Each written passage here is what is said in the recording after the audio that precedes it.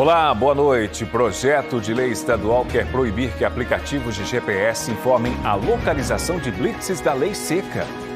Mulheres pedem mais segurança no Cabo de Santo Agostinho. Em janeiro, o município teve 122 casos de violência doméstica. A Agência Nacional de Aviação Civil suspende operações da Voipaz. Em Fernando de Noronha, 2 voos foram cancelados hoje. Moradores de áreas de risco participam de simulação de deslizamento de barreira. Um treinamento que pode salvar vidas. E um edital seleciona projetos de inovação de micro e pequenas empresas para solucionar problemas no serviço público.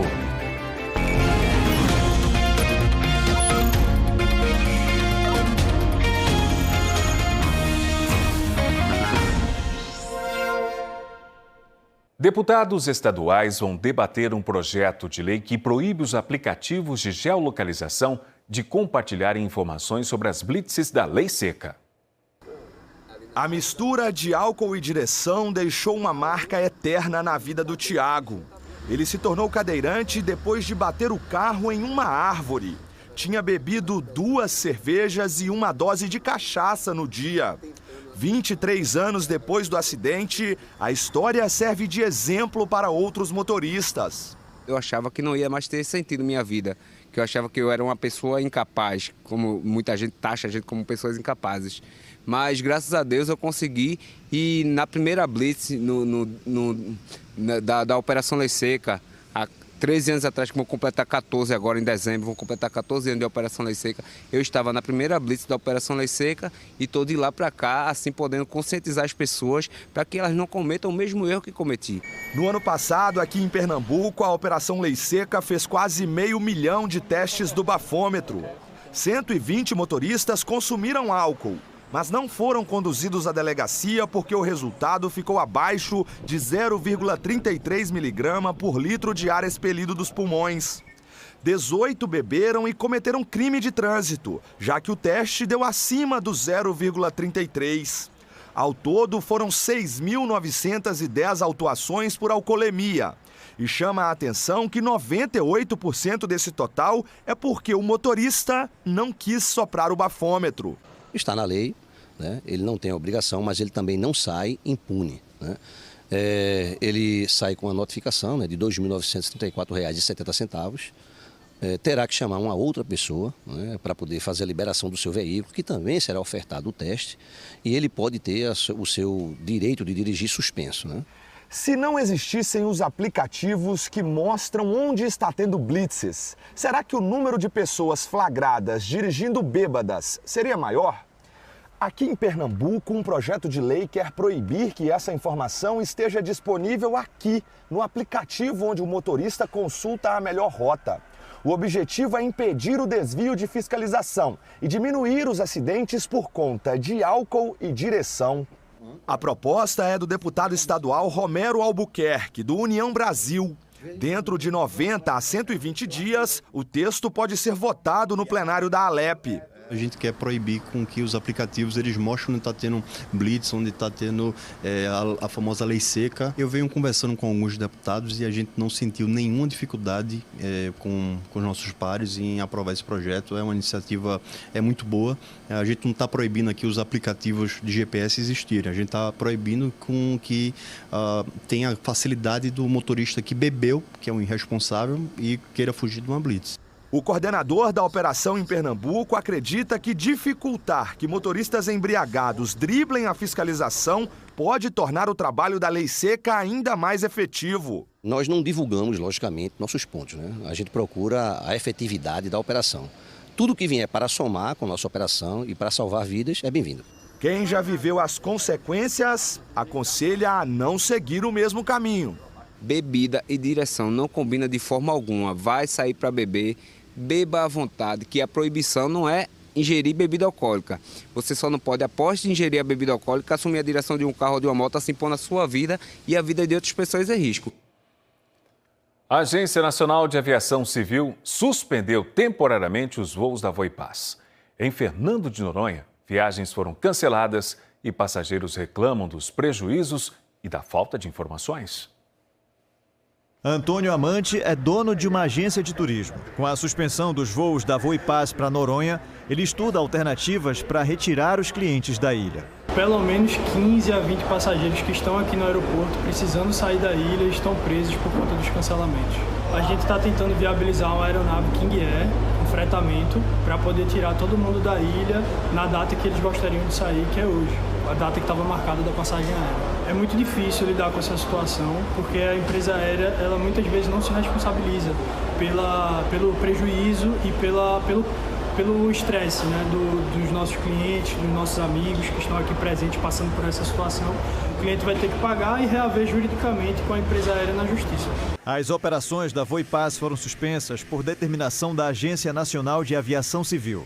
Em nota, a ANAC afirmou que a decisão decorre da incapacidade da Voipaz em solucionar irregularidades identificadas no curso da supervisão realizada pela agência, bem como da violação de condições estabelecidas para a continuidade da operação dentro dos padrões de segurança exigidos. Em agosto do ano passado, um avião da Voipaz caiu em Vinhedo, no interior de São Paulo, matando 62 pessoas. Depois do acidente, servidores da ANAC estiveram nas bases de operação e manutenção da empresa para verificar as condições necessárias para a garantia do nível adequado de segurança das operações. No final de fevereiro de 2025, após nova rodada de auditorias, foi identificada a degradação da eficiência do sistema de gestão da empresa e o descumprimento sistemático das exigências feitas pela ANAC. Além disso, foi constatada a reincidência de irregularidades, o que causou uma quebra de confiança em relação aos processos internos da empresa. Em Fernando de Noronha, a Voipaz contava com 2 voos por dia. Com a interrupção das operações, os passageiros ficaram sem informações no aeroporto da ilha. Não tem informação, estou na fila desde 8h30 da manhã. Eles me deram a informação de que eu ia ficar na fila para ter um retorno 9 horas. 9 horas eu não tive esse retorno. Terrível, é uma falta de responsabilidade da companhia aérea, né? Eu sei que eles tiveram um problema com a ANAC, mas assim, eles deveriam mandar um avião fretado para buscar a gente ou resolver esse problema com a situação toda.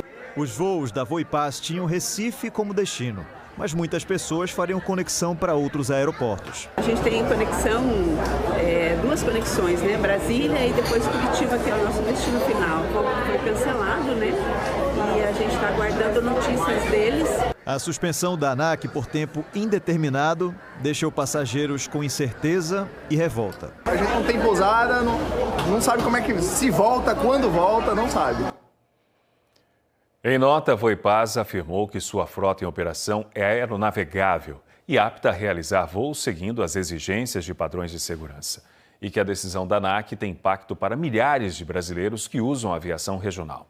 A Voipaz disse ainda que vai reunir esforços para retomar a operação o mais breve possível. De acordo com a companhia aérea, 1.908 passageiros foram afetados com a suspensão de 34 voos previstos para hoje. Com a suspensão dos voos da Voipaz, clientes que compraram passagens aéreas temem ficar no prejuízo. O repórter Mário Carvalho está ao vivo com o representante do Procon e tira as dúvidas sobre os direitos do consumidor. Mário, boa noite para você. Oi, Márcio, boa noite para você, boa noite a todos. Nós convidamos o secretário executivo de Defesa do Consumidor do Recife, André Azevedo, para tirar essas dúvidas, né? Secretário, boa noite, obrigado pela presença. Nesse caso da suspensão dos voos da Voipaz, o que o consumidor deve fazer primeiro? Boa noite. Primeiro, procurar quem foi o responsável pela venda dessa passagem. Se comprou direto da empresa, procura os canais de atendimento da Voipaz. Se comprou através de uma agência, procura essa agência para fazer essa intermediação na comunicação. Ou até mesmo se procura lá no balcão quem são essas pessoas que estão trabalhando lá na empresa. Qual é o papel do Procon? Quando procurar o Procon? É nesses momentos em que a conversa for difícil, esse contato, é um momento ainda muito caótico, é um momento em que, no caso de Pernambuco, por exemplo, a Voipaz opera esse caminho, faz essa linha Noronha-Recife, então é muito difícil, porque você não tem uma outra alternativa para oferecer para o consumidor, de fato precisa ser um voo, precisa encaixar num voo a outra operadora. Então ele pode procurar o Procon Recife, ele funciona no centro da cidade do Recife, existe um canal de atendimento digital, onde as pessoas que estão lá também podem procurar, é @Procon Recife, em que lá vai estar todos os números que são possíveis fazer essa conversa e ter esses esclarecimentos, inclusive prestar uma queixa, uma reclamação, uma denúncia através desse próprio canal. gente fica imaginando, né, o passageiro, o consumidor, que se vê numa situação como essa de Noronha, né? Ele está ali sem poder voltar, sem saber como vai voltar, né? Num caso como esse, a empresa, a companhia aérea, é responsável pelo quê? Em que momento ela se torna responsável pela hospedagem, pela alimentação dessa pessoa que está sem ter como voltar? Essa relação ela é regulada pela resolução 400 da ANAC. E essa resolução ela estabelece uma gradação das medidas de proteção ao consumidor. Atrás, a partir de 1 hora, é preciso que a empresa forneça comunicação e internet grátis para o consumidor. A partir de 2 horas, alimentação. E a partir de 4 horas, hospedagem, transporte entre o aeroporto e o local da hospedagem e a hospedagem de volta para o aeroporto para conseguir o embarque no próximo voo. Está com o voo já comprado, ainda vai viajar. Qual é o procedimento? Quem está comprado ainda, que ainda não chegou no aeroporto, é importante procurar esse canal de atendimento, a pessoa que lhe vendeu a passagem, a empresa que vendeu a passagem, fazer esse canal de atendimento para tentar fazer uma transferência para uma outra empresa ou até mesmo ter uma opção de ter esse valor reembolsado integralmente sem aplicação de nenhuma multa. Secretário, obrigado pela entrevista. Aqui as orientações, portanto. Márcio, volto com você. Orientações importantes. Obrigado, Mário. E uma pesquisa revelou que a violência contra a mulher fez mais de 21 milhões de vítimas no país nos últimos 12 meses. Os dados alarmantes motivaram um protesto no Cabo de Santo Agostinho, que registrou 122 casos no primeiro mês deste ano. Humilhação e medo. Palavras longe do ideal de casamento desta mulher. Foram 15 anos com um companheiro que desde o início se mostrou agressivo. Eu achava que eu amava e continuei. Mas era as coisas dentro de casa, ele só fazia as coisas do jeito dele. Teve episódio de agressão física ou verbal durante o casamento? Teve sim, dele me empurrar. Né, de me botar, de até querer me agredir fisicamente e me dar um murro. O ex-companheiro é um policial militar que usava a arma de trabalho para intimidar a própria mulher. Há 2 anos, ela decidiu procurar uma delegacia especializada para denunciar o agressor. Eu fui para proteger minha família e, assim, a vida tentando seguir, olhar para frente e tentar esquecer o que passou, porque não é fácil. Mais de 1/3 das brasileiras sofreram algum tipo de violência nos últimos 12 meses, de acordo com o Fórum Brasileiro de Segurança Pública. É a maior quantidade de casos relatados desde o início da pesquisa em 2017. E a maioria dos atos de violência foram insultos, xingamentos e humilhações. A pesquisa registrou também que 16,1% das mulheres relataram ameaças de agressão. O mesmo percentual disse que foi vítima de perseguição.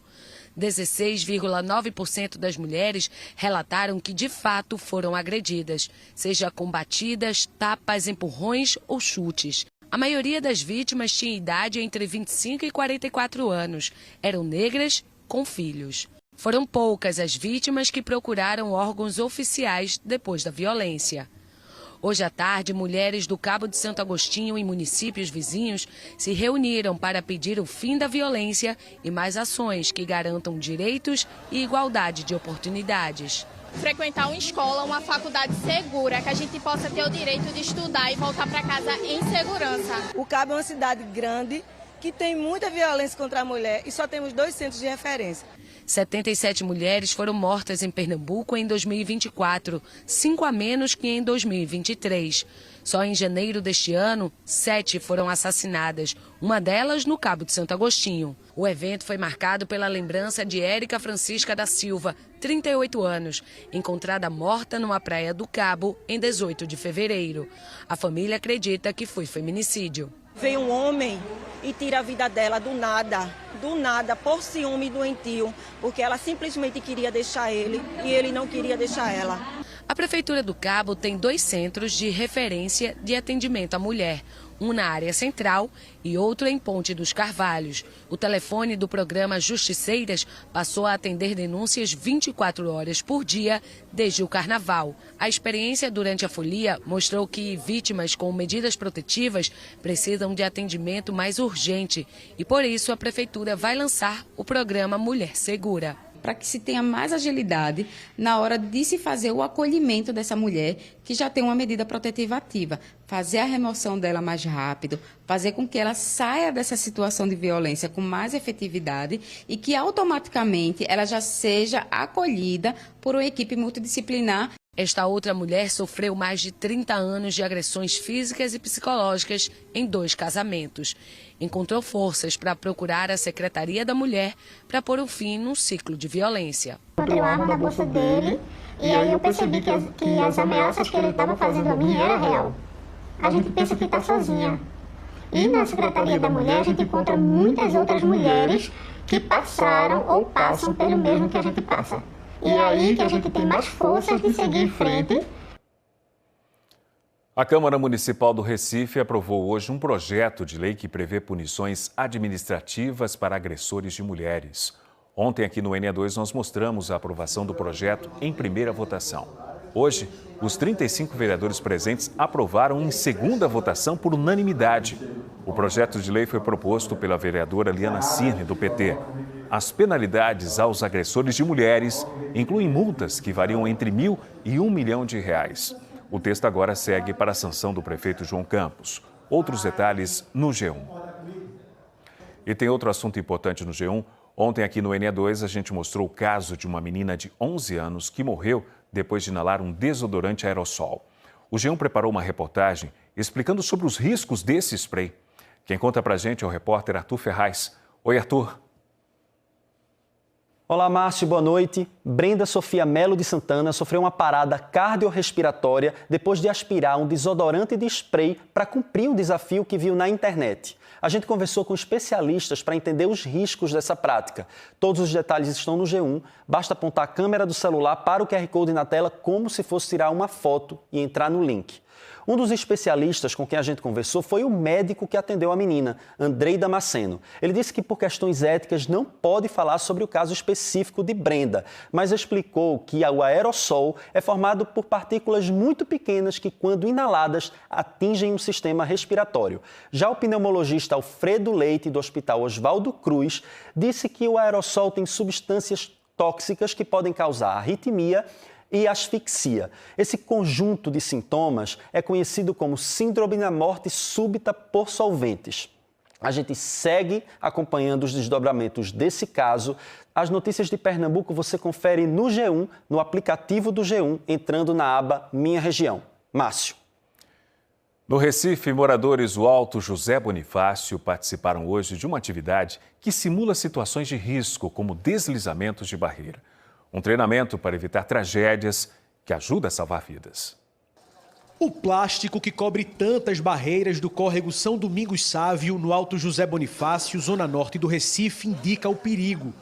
A comunidade sofre a cada chuva forte. Muitas pessoas já perderam suas casas, já perderam seus móveis. Nós temos casas que estão com rachaduras no meio, passando pelo meio da casa. Então, nossa comunidade tem muitos problemas de deslizamento e muitas barreiras que precisam realmente de serem feitas. Os relatos de medo dos moradores e as características da comunidade foram determinantes para a realização da simulação de tragédia.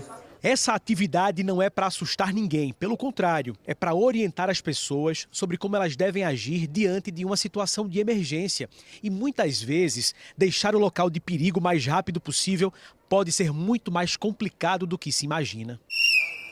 Este é o principal som de alerta. Aqui é Jaime quem apita. Ele é morador da comunidade e fez um treinamento para atuar como um agente comunitário da Defesa Civil. Medo, pânico, quando isso aperta, o que é que faz? Primeiro a gente segura na mão e mostra a eles que eles estão seguros, entende? Mesmo no momento de risco, a gente tem que passar para eles a calma, a segurança, para depois a gente tentar retirar eles. Ao todo, 140 moradores de áreas de Morro do Recife fizeram um curso da Defesa Civil. Eles atuam como voluntários e devem começar a agir antes que as equipes de socorro cheguem ao local. É para a ação ser rápida e segura. Hoje os moradores foram avisados da atividade e também participaram. Saíram das casas como se realmente estivessem em perigo. Um treinamento que pode salvar vidas. É nesse momento que uma população treinada, população formada, ela vai saber o que fazer, para onde ir e se deslocar para um local tranquilo até passar as chuvas. E posterior, passar as chuvas, ela ainda ter a consciência de entrar em contato com a Defesa Civil para que reavalie a situação para o retorno seguro. Placas como esta, que indicam uma rota de fuga, são fundamentais no caminho. E o certo é colocar várias em pontos estratégicos. Equipes de socorristas também participaram do treinamento. Simularam um atendimento a um homem ferido.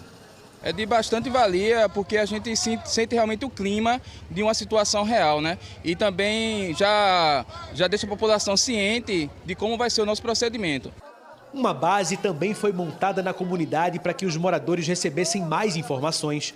Uma delas é para que as pessoas acreditem na mensagem de celular enviada pela Defesa Civil. A mensagem traz informações da APAC sobre a previsão do tempo e o que deve ser feito. Ana Cláudia, moradora da comunidade desde criança, mostra a altura que fica a casa onde ela vive com o marido e os filhos. Ela participou da atividade de hoje.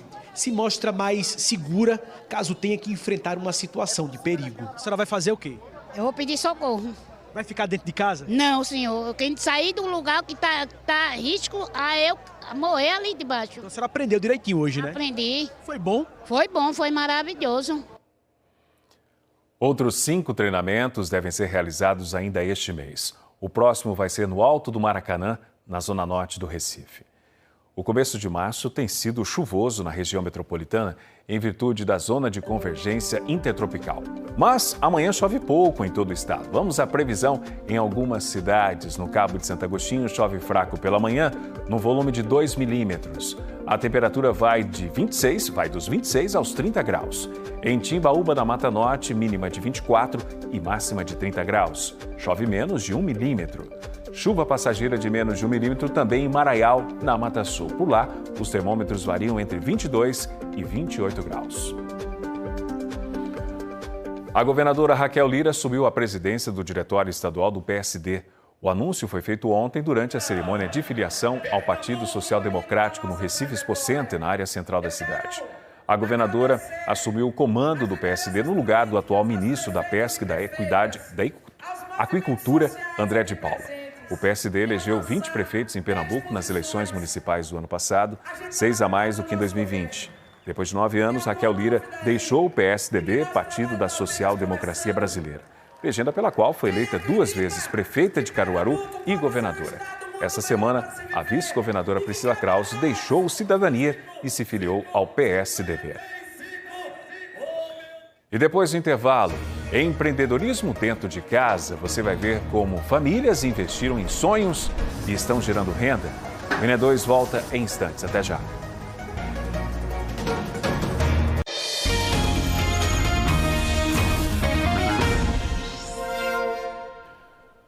Um edital está selecionando micro e pequenas empresas que desenvolvam soluções com melhorias para o serviço público. O repórter Ivan Duarte tem as informações para a gente ao vivo. Oi, Ivan, boa noite para você. Oi, Márcio. Boa noite a você também. Boa noite a todos. O nome desse programa é Desafios Gov. Funciona da seguinte forma: o governo do estado lança um desafio e as micro e pequenas empresas podem desenvolver soluções. O objetivo é sempre facilitar o andamento, do funcionamento público e também da relação ali do cidadão com o governo do estado. Eu vou conversar com o César Andrade, ele é diretor de inovação da Secretaria de Ciência, Tecnologia e Inovação. César, boa noite. Como é que funciona essa seleção? Seja bem-vindo. Opa, boa noite, Ivan. Boa noite, Márcio. Boa noite, telespectadores. Esse processo é um edital do Governo do Estado de Pernambuco, que é gerido pela Secretaria de Ciência, Tecnologia e Inovação do Estado e Fundação de Amparo à Ciência e Tecnologia. E ele visa fazer, obviamente, o processo associativo entre micro e pequenas empresas de base tecnológica para o desenvolvimento de soluções do Governo do Estado de Pernambuco. As informações pertinentes a esse edital podem ser obtidas no site www.facep.br e lá as empresas podem entender como funciona para se candidatar e parte dos desafios já está disponível na plataforma desafios.pe.gov.br, onde lá você consegue entender quais são os desafios das secretarias de Estado, da administração direta, da administração indireta, bem como os requisitos e também os contatos daquelas pessoas que são responsáveis por aqueles desafios dentro do Governo do Estado de Pernambuco. É a segunda vez que o Desafios Gov acontece. O senhor consegue trazer exemplos para a gente que já estão em andamento aí dessas soluções? Mas, claro, nós temos pesquisas de desenvolvimento de soluções inovadoras que foram feitas em parceria com o Porto de Suape, no processo de logística, no processo de marés associados à atracagem de navios. Nós temos relacionado a Secretaria de Meio Ambiente, quando a gente fala no processo de corais. A gente tem na segurança pública para evitar violência contra as mulheres e a gente tem também, dentro desse contexto como um todo, soluções sociais, como, por exemplo, aquelas relacionadas a fintechs sociais dentro do Estado de Pernambuco. Para a gente finalizar, as inscrições vão até quando? A gente vai com as inscrições até 21 de abril. Eu peço atenção a todos, que é a data final em relação a isso.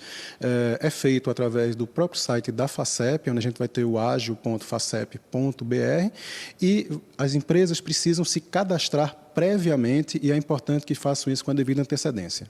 Muito obrigado, César, pela participação com a gente. Vou devolver com você no estúdio. Márcio Bonfim. Obrigado pelas informações, Ivan. Separar a vida profissional da pessoal é um desafio, ainda mais quando se trata de uma empresa familiar. No Recife, 2 famílias mostram como o trabalho em conjunto pode ajudar no sucesso do negócio e gerar renda. Uma rua bem comercial nos Torrões, Recife. Aí está a loja, toda caprichada na cor roxa, decorada pela dona Manuela, com uma opinião ou outra do marido Anderson. Quando eles resolveram empreender juntos, eram namorados e vendiam na rua mesmo. Abria a mala do carro, botava a tenda, aí era aquela bagunça no meio da rua. Mas graças a Deus, aí Deus foi abençoando e surgiu a oportunidade de a gente conseguir a nossa loja física, né? E abrir uma primeira loja física, foi uma loja pequena, teve muito apertado, por sinal, mas foi ali onde tudo começou. Aí depois de um ano dessa loja, surgiu a oportunidade de a gente pegar um espaço maior. E agora você já está pensando em pegar um outro espaço? Um outro espaço, com certeza. A gente está vendo já um local aí adequado, muitos clientes pediram aqui, Paulista, em tal lugar, para a gente ver se abre um novo espaço, uma nova filial. Uma filial, isso. Na hora em que eles passaram a ter um endereço, e mais ainda quando começaram a ter marca própria, as vendas online bombaram. Muitos clientes, né, seguidores, eles sempre perguntavam se a gente tinha loja física, né? E aí surgiu essa oportunidade da gente ter a loja física e aí foi muito bom pra gente, porque deu uma credibilidade maior para nossa marca. Manuela resolve o atendimento aos clientes, inclusive cuida do desafio de vender aos que compram pela internet, sem experimentar. Recebem no mesmo dia em casa e podem trocar em até uma semana. Muitos nunca viram esse casal olho no olho, mas não deixam de comprar. E assim garantem a alegria de marido e mulher que batalharam um bocado para dar o salto entre a venda na mala do carro e a loja própria. Foi muito gratificante saber que a minha marca estava ali numa coisa que eu gosto, né? Uma coisa que hoje a gente produz. Hoje a gente consegue arquitetar, né? Fazer desenhos, fazer modelos e saber que é a nossa marca. Isso é muito bom para a gente. Perto da loja deles, só que na várzea, o que já foi a sala em que o pessoal da família dava aulas particulares, virou ateliê. Foi meio inesperado no lockdown da pandemia. Começou quando Luana se encarregou de customizar a bolsa de tecido de uma amiga. O trabalho dela foi ficando conhecido.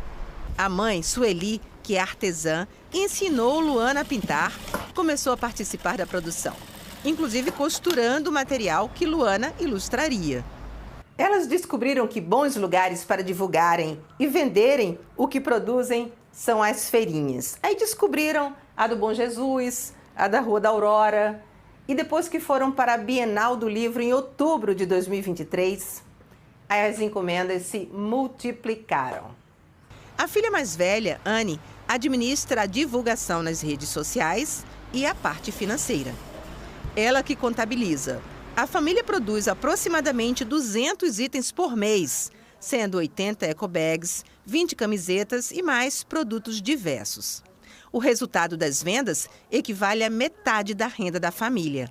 A demanda é grande, aí só tem eu para costurar todas as peças, né, como ecobag, mochila. Eu crio também outras bolsas. E as meninas, mãe, tem que fazer as ecobags, eu quero criar. E Anne, como cuida da administração, é sempre novidade para mim. Mãe, tem encomenda de 10 dessa, tem encomenda de 30, tem encomenda de uma festa. Luana, que é autista e tem 21 anos, está terminando o curso de licenciatura em artes visuais na Universidade Federal.